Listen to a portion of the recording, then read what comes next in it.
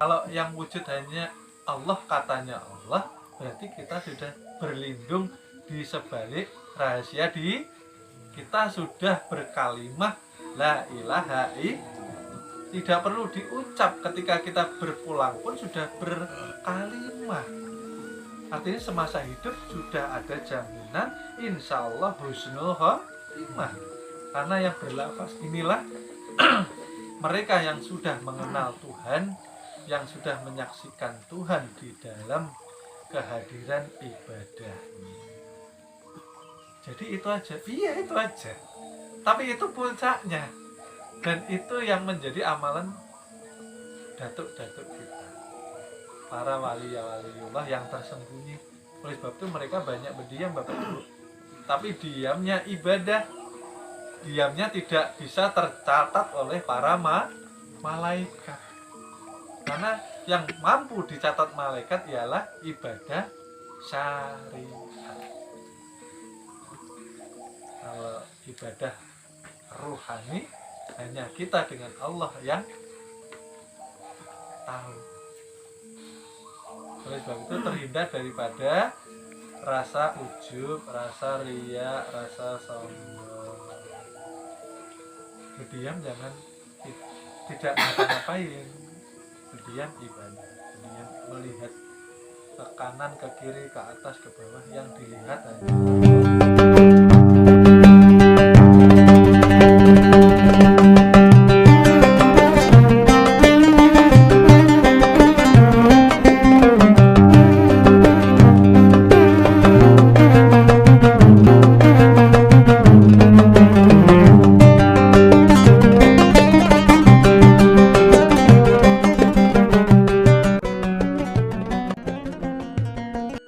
ketika kita beribadah tapi kita dikatakan pencuri di hadapan Tuhan, maka ibadah kita walaupun mohon maaf 70 tahun ibadah kita rajin, ya, rajin ke masjid, tidak pernah ketinggalan jamaah, ya, bacaannya bagus, rukun sholatnya bagus, tapi ketika kita terus syirik, dikatakan kita terus mencuri hak Tuhan, di situ pula sholat kita justru ketaatan kita di dalam maksiat, ibadah kita justru menyeret kita ke api neraka.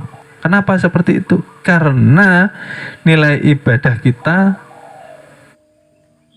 menjadi tidak baik di hadapan Tuhan. Karena itu tadi, ya, Bapak Ibu dan adik-adik serta jamaah yang dirahmati Allah Subhanahu wa taala, ketika kita disyariat tanpa mengenal Tuhan, itulah yang sangat rawan. Saya ulangi lagi, ya, supaya tidak salah paham di sini. Syariat itu wajib, makanya kecil kita diajari sholat, baca Al-Quran dari mulai Iqra, itu wajib. Tapi setelah itu mohon kita sebagai orang tua nantinya menuntun anak-anak kita, cucu-cucu kita, anak istri kita untuk lebih mendalami agama. Karena agama tidak habisnya hanya di syariat saja, ada tahapannya, thariqahnya, ada tahapannya, hakikatnya, supaya sempurna nilai ibadah itu tadi, ya. Jadi awaludin ma'rifatullah ini sebetulnya fardu ain atau wajib hukumnya untuk kita pelajari, karena ternyata sebelum junjungan Nabi yang paling kita cintai, Nabi yang menjadi suri tauladan kita, Nabi yang paling kita agungkan ialah Nabi Muhammad SAW. Sebelum mendapatkan perintah sholat di dalam Isra Mi'raj, nyatanya setelah diangkat menjadi Nabi, ya, dan Rasul, nyatanya mengajarkan ilmu tauhid. Karena di Isra Mi'raj kan umur berapa? Masih ingat? Ya, 11 tahun mengajar tauhid, diangkat menjadi Nabi, kerasulan umur 40 tahun. Berarti 11 tahun kurang lebih mengajarkan ilmu tauhid. Baru setelah itu menerima perintah Isra Mi'raj untuk nantinya kita diajarkan cara beribadah melalui sholat 5 waktu. Jadi pelan-pelan saya sampaikan supaya tidak salah paham, nggih. Justru ilmu makrifat ini ilmunya yang paling dasar sebetulnya. Kalau kita ibaratkan ini ilmunya anak TK, ya, di tataran yang paling dasar. Karena agama itu kita ibaratkan seperti rumah tanpa pondasi maka tidak akan bisa berdiri dengan tegak. Pondasi jika tidak kuat maka mudah rubuh, terkena angin dan badai. Dan pondasi itulah tauhid. Di mana di dalam tauhid itu kita dikenalkan hakikat diri kita supaya nantinya kita mengenal Tuhan kita. Melalui apa? Melalui sifatnya. Ya. Karena ketika di syariat dikatakan kita bisa bertemu Tuhan nanti di akhirat di syariat. Nah, di pelajaran Awwaluddin Ma'rifatullah kita kupas bahwa ternyata jangan sampai menunggu bertemu Tuhan di akhirat. Ya, karena ketika di dunia kita tidak mengenal, kita tidak bisa bertemu Tuhan, maka mustahil di akhirat kita bisa bertemu Tuhan. Bagaimana bisa? Tidak melalui mata yang zahir. Itu tidak mungkin. Tapi dengan mata batin, dengan mata hati yang bersih, yang suci, yang di dalam hati itu tidak terdapat yang namanya penyakit hati. Jadi syarat yang pertama belajar ilmu makrifat atau tasawuf, syarat yang pertama ialah perhatikan kondisi hati kita supaya kita mudah memahami ilmu ini nantinya. Karena hati tempatnya Tuhan memberikan paham ilmu. Jadi tolong saya menghimbau kembali bahwa pentingnya untuk memperhatikan kebersihan hati kita.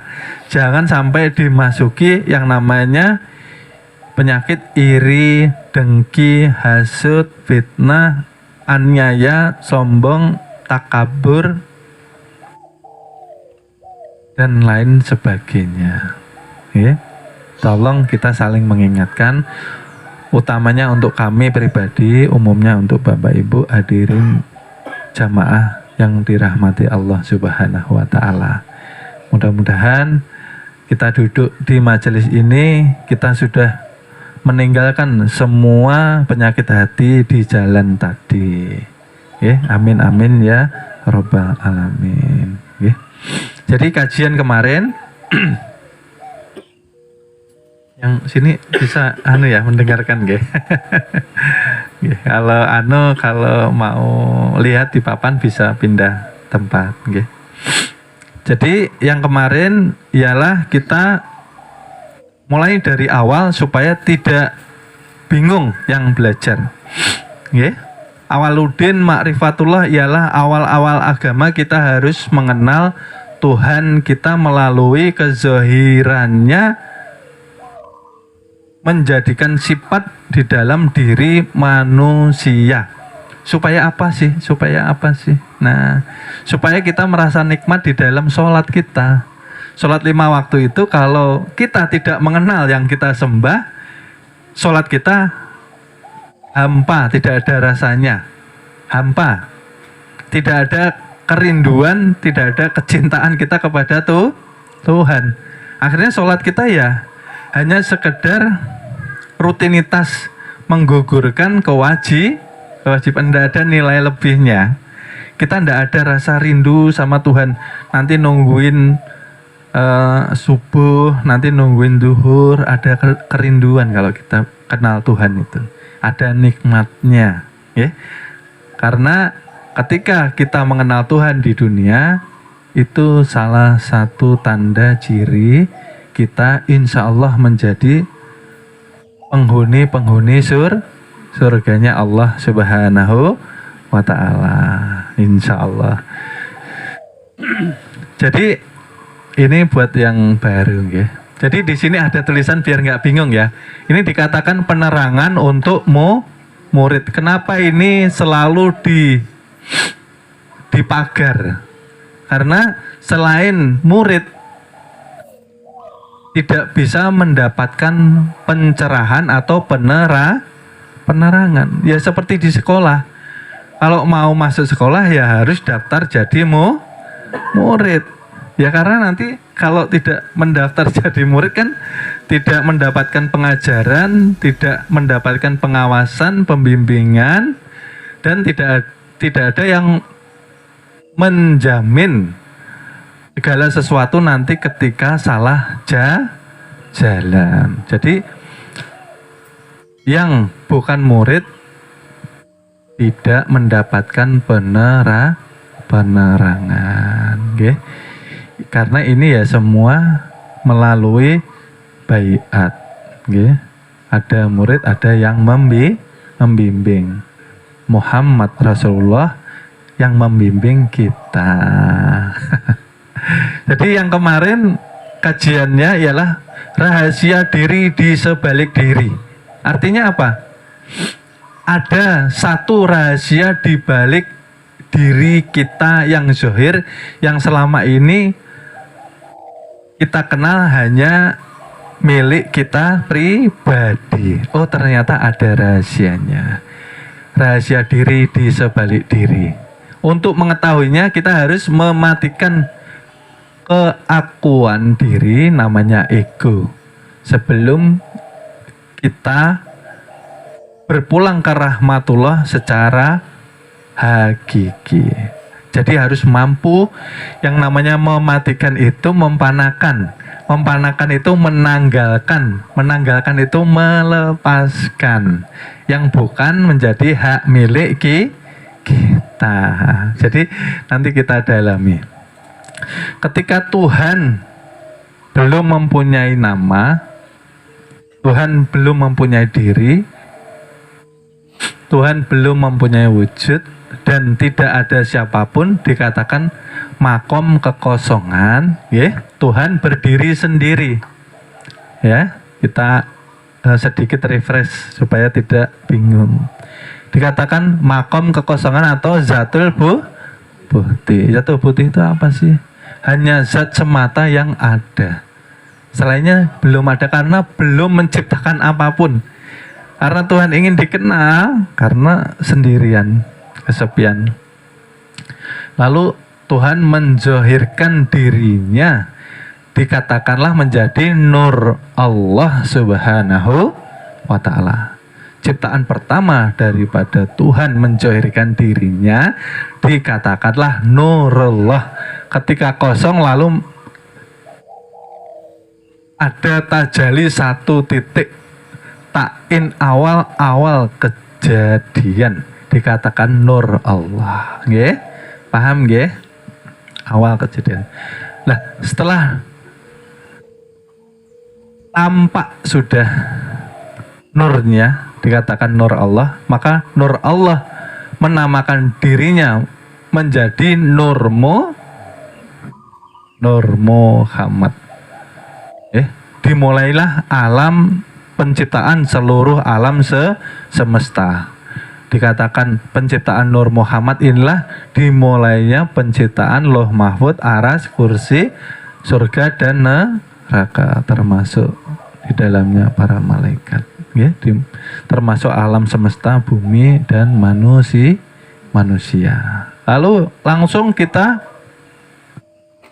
persingkat.